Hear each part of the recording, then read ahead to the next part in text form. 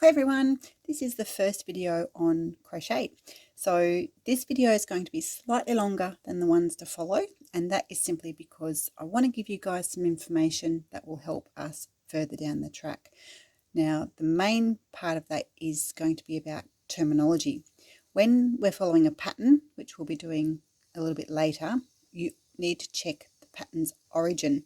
You'll find that some of the terminology is different in American patterns compared to English and Australian patterns and instructions. So I'm going to include a table. As you can see, what Australia, UK terminology call double crochet, in American terms, it's single crochet. Treble crochet for Australia is double crochet for America. So just check your pattern, see what terminology they are using. A bit further down the track, we'll talk about tension, how to alter your tension. Everybody crochets or any craft as well. But for today, we're going to be making a little sample swatch. This is double crochet. It's your first basic stitch. With your swatches, have a think about what you're wanting to do with it afterwards. So you can make a little one like this, pop it in a reference book if you want to. You can make it bigger. All that means is you'll be doing more stitches. You might want to make them larger and make it into a throw or a little granny blanket or shawl, completely up to you, but we'll be doing a few of these little swatches to show you guys the different types of stitches. Now, our ball of wool, you should have checked your needle size. This one's a 4, so our crochet hook is a 4. To unwind your ball of wool, you can slip the label off and start from the outside. You can see how it's crossed over itself. If you do that, it's going to drive you nuts because your ball will jump around all over the place. When they roll a ball of wool, they start at the center and roll crisscrossing so they get to the outside. So the best way to do it is have a look at the ends of your ball, and what you're looking for is a tail that goes all the way in to that hole. Just grab that and pull the tail out and leave it. We don't want to do anything else with that tail. The other end, with your thumb and finger, have a bit of a feel into the center of the ball and you'll find a small wad, for want of a better word. Grab onto that and give it a gentle tug. So that amount is what should come out, and in there you'll find your tail. So this will work up very, very quickly. If a lot comes out, just roll it back onto the outside of your ball. But as you can see, if we continue to pull that, it's going to come out nice and gently, and your ball will not be thrashing around all over the place. Now, to hold your hook, you can hold your hook like a pencil, preferably around the right way, or you can hold your hook like that. It's completely up to you, personal preference. Have a play with it, see what works for you. Same with your yarn. I'll show you how I hold mine. Again, have a play, see what you're comfortable with. Okay, so tail of about 8 inches long, and then in your left hand, if you are a lefty, pop your device up against a mirror and it will flip everything around for you. So thumb and forefinger in the pinch, loosely wrap the yarn around those 2 fingers and back into the pinch. The tail gets tucked up through that loop. Hold on to both ends and pull. That is your slip knot. Way to test that is it should slide. If it doesn't slide, you've made a proper knot and it ain't gonna work. So again, thumb and finger around those two into the pinch, come up from underneath from the loop, hold your tail and pull. Then grab your crochet hook and it goes through that loop. We need to gently pull to snug it up. Just make it snug, don't strangle your crochet hook. You don't want it super tight because it needs to slide nice and easily, and if you make your stitches really tight it's just going to be harder for you. But same deal, you don't want them so loose that your hook is constantly falling out. Now tail under here, and the way I hold my yarn, or the way I wrap my hand, is I go around my little finger twice, over my index finger, and my middle finger and thumb holds my work. I'll show you that again. Around my little finger, over my pointer, middle and thumb hold my work. Now the reason my setup is like that is because by having my little finger is my break, basically. If I curl my little finger up, I can pull on this one and that's not going to pull up. But as I'm working, I'm going to need more thread. So if I relax my little finger, hang on, I want that again. If I relax my little finger and pull, you can see the thread is released. Okay, time to have some fun and get some stitches happening. So we're going to do double crochet.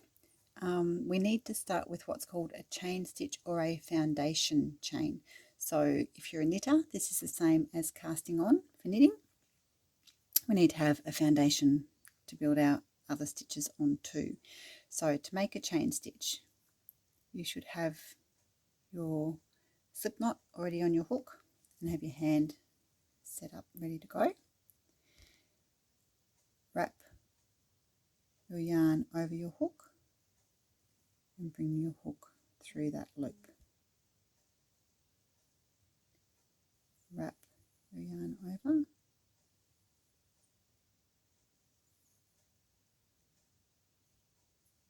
and pull that through.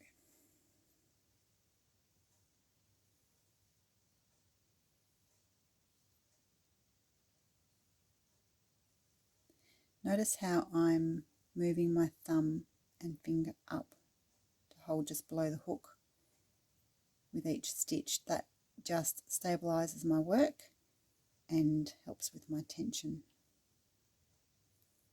So the amount of chain stitches we do depends on how big you want your swatch to be.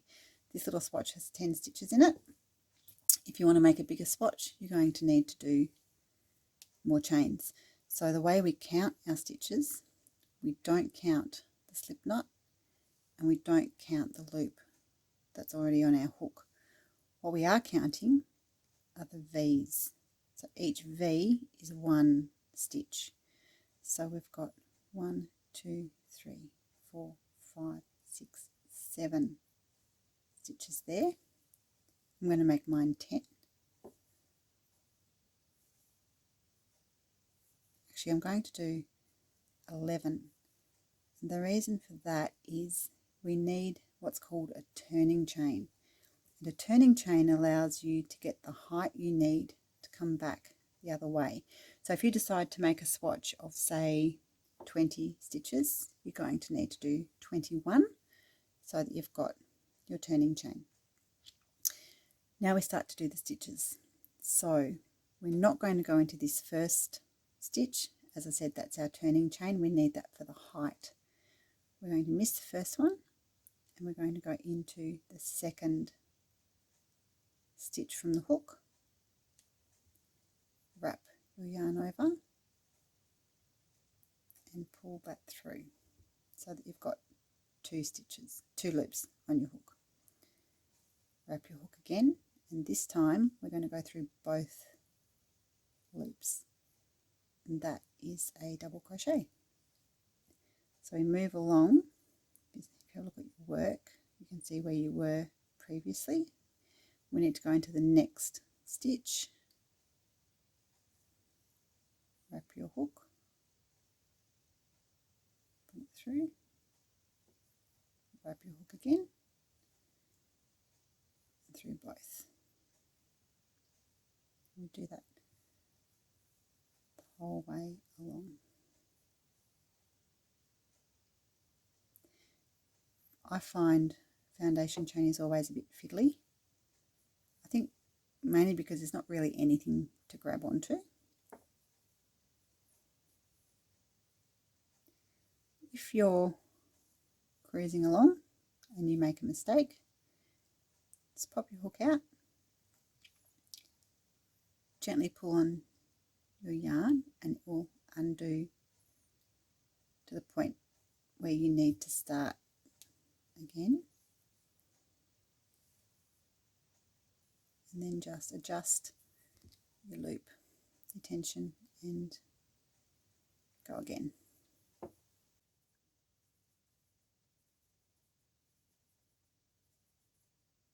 So when we're at the end, that's our first row of double crochet. Now that we're at the end, we need to do our turning chain. So wrap your hook and pull it through that loop. Turn your work, and this time we're going to go through, we've now got the V on the top. So when we go through our stitch, we're going through both.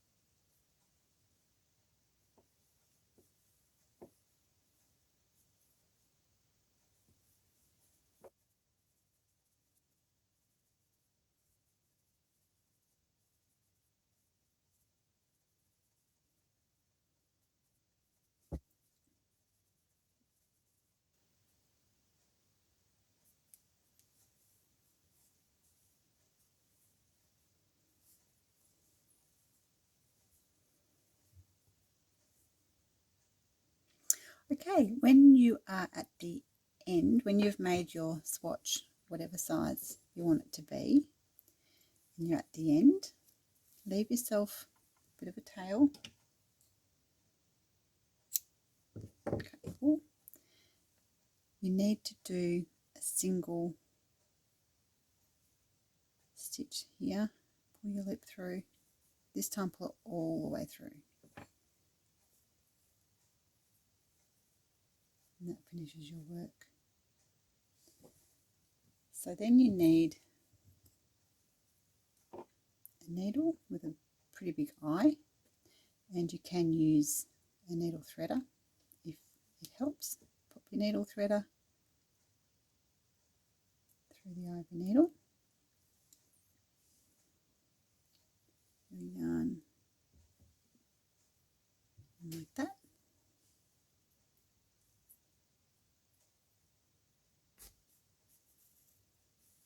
And that will thread your needle. So to weave our ends in, turn your work to the back, and then I like to go in the first one so it's hidden. Don't pull your tail so tightly that it's going to pull that corner in. nice and firm tension. And then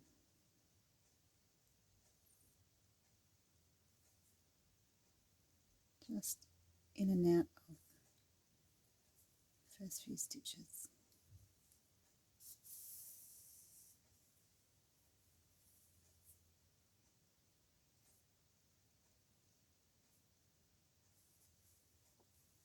And depending on what your piece is going to be, if it's going to be laundered quite regularly, I like to make sure that that tail is not going to come out. So I'll go down a row and come back the other way.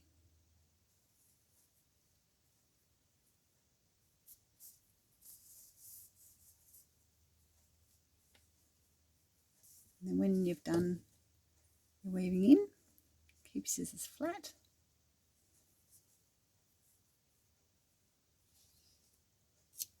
And your tail's gone. What a nice piece. Is to dig down into the middle of the ball, thumb and forefinger into the middle, and you'll feel a little bit of a, almost like a tangle in the thread. Grab it and give it a gentle tug. Now a little bit will come out to start because you've got to get it out of the center of your ball. Use your finger and thumb and you will find a small wad of thread. Grab that and give it a tug and you'll get a little bit out like that, but somewhere in amongst that mess will be, oh god, will be the tail.